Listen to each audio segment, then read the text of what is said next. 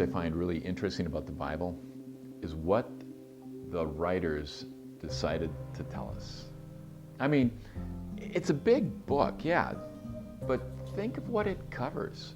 Thousands of years and thousands of people and their encounters with God, and they're beginning to understand what a life of faith and following God is all about. And out of those thousands of years and thousands of people, you just get, hundreds of pages. It's not much. Even more so, the life of Jesus.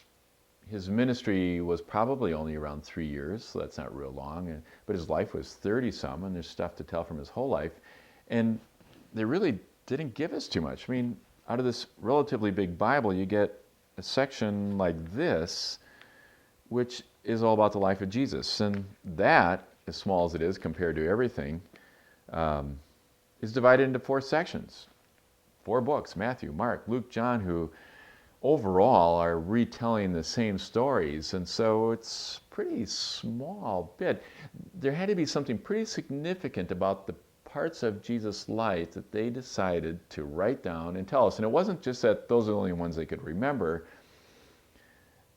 I think each and every one of the stories that they chose and that they put into their writings to be passed on from generation to generation to generation are stories that told more than the words themselves. They aren't just bits and pieces from the life of Jesus. They're windows. They're windows through which we look and we can see who Jesus really was, who he was for us and what his life was all about. There's one story that comes to mind to me, and that is the story of Jesus that's told in Luke chapter 8, and it's also told in Matthew and Mark's Gospels, about Jesus coming to a village called Gerasene. He's just crossed the Sea of Galilee, and he comes to this place. It's the Decapolis, it says, a place where Greeks and everyone lived, not just Jews. And when he comes up to the shore, he's immediately met by this man. This man is the madman of the village. The Bible says he was possessed by many demons, and they obviously live in a different world where this demon possession was understood in ways that maybe we don't think about, at least every day in our lives. But these demons seem to be very significant. And they've totally possessed this man so that his life is completely out of control. They say he's naked and he's living in the tomb, among the tombstones in the graveyard. And he's so violent and convulses himself and hurts himself so much that they have to chain him there. But even that couldn't hold him. He would break away those chains and go off into the wilderness. And this day he came down to the shore when Jesus was there, almost as if it was some sort of showdown.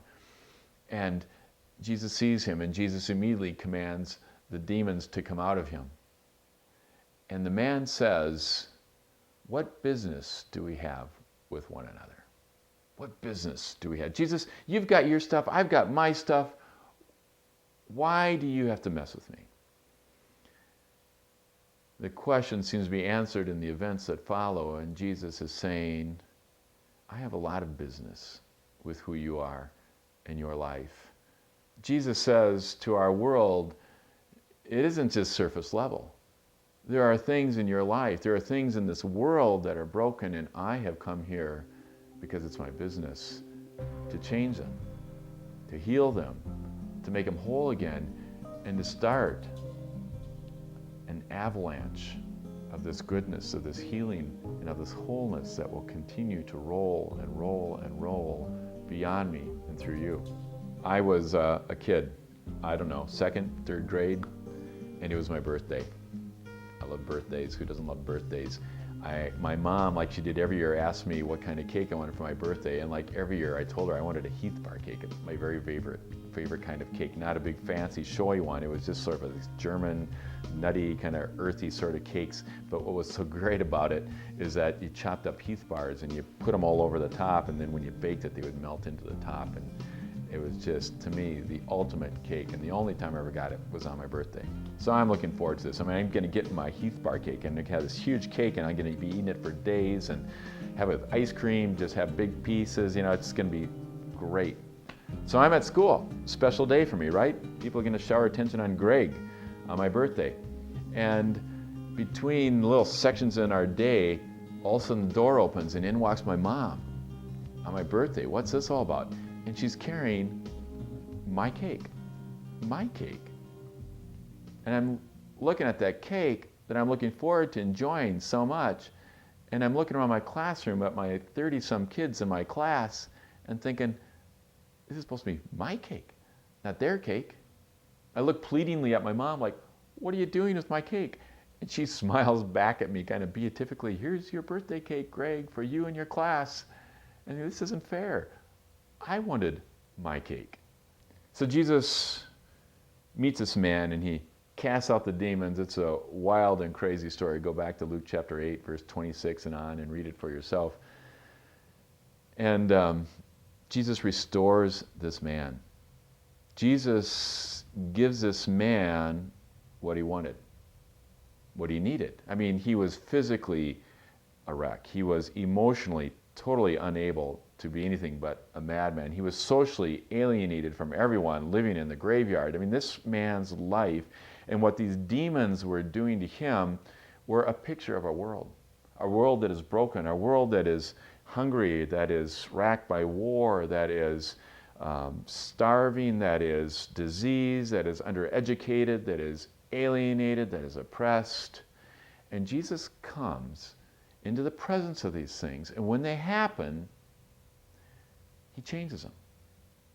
He fixes them. He makes them whole. He uses the gifts that he has from God to make the lives of the people that he steps into different. And that's what he does with this man, this madman from Gerasene. He restores him. In fact, the Bible tells us that the people from the community hear what has happened and they come to see it, and they discover this man sitting normally talking to Jesus, clothed like a regular person, and they can't believe it. And this is fantastic. This man is new. He's whole. And Jesus has to leave now. And so the man says, can't I come with you, Jesus? I want to be with you. You changed my life. And Jesus says, no.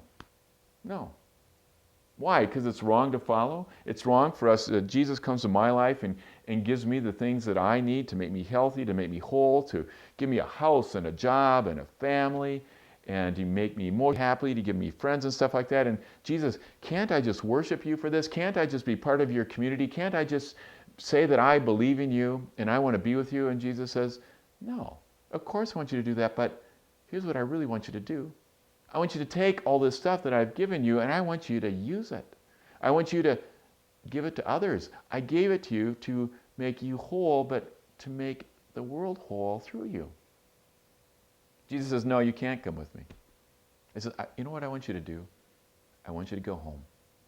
I want you to go home, and I want you to tell others what God has done for you. I want you to take the blessings that I gave you. You are now a functioning, healthy person in society, and I want you to make the lives of others the same way. And I want you to tell them that it's because God has changed your life through a person, through someone who loves you and cares you and is able to do something about it. I want you to do the same thing. So there I am, looking at my measly little cake in my big classroom of friends, figuring out how many pieces I had to cut it into, figuring out how little mine was going to be. And I cut it up and I started serving the pieces. And I'm kind of thinking all these thoughts that are being forced into my head that time. I'd learned all about generosity, and I learned about God blessing us for being loving to other people and so on. And I'm thinking, maybe God's going to pull a miracle. Maybe if I'm the nice guy and I do the right thing, it's all going to come back, and I'm going to hand out this piece for every kid, and then I'm going to look back at the pan, and magically it isn't going to just be one little corner piece, but there's going to be like half of the cake still there. And how did that happen? And I'm going to get all this cake. Or maybe when I go home, I'm going to find out my mom made a second cake, and it was okay for me to hand out this first one because I'm going to have a whole cake anyway. And you know what? Neither of them happened. I got my one little piece in the corner, and when I got home, my birthday cake had been given away at school. There's a side of me that wasn't real happy about that. There's a side of me that understood it. There's a side of me that said, what a good thing to do with my birthday cake. God gives us things, and God says, I want you to change the world with it. I didn't give it to you just to have it. I didn't give it for you to just have the whole thing. I didn't give it to you just so that your life in your world would be all about you, all yours, and you could just say, mine, mine, mine. But I want you to touch the world with it. Just go home with it. It doesn't have to be across the world. It doesn't have to be in another region far, far away. It can just be going home and giving the stuff that I've given you to the lives of others, to be with them, to make their lives better, to let God break into theirs like God has broken into yours, to do it with sharing the story, to doing it with giving of the stuff that you've been given by cutting your cake and generously sharing it with others and feeling the satisfaction that you have in it and knowing that you have been cared for and you can care for others. Sharing.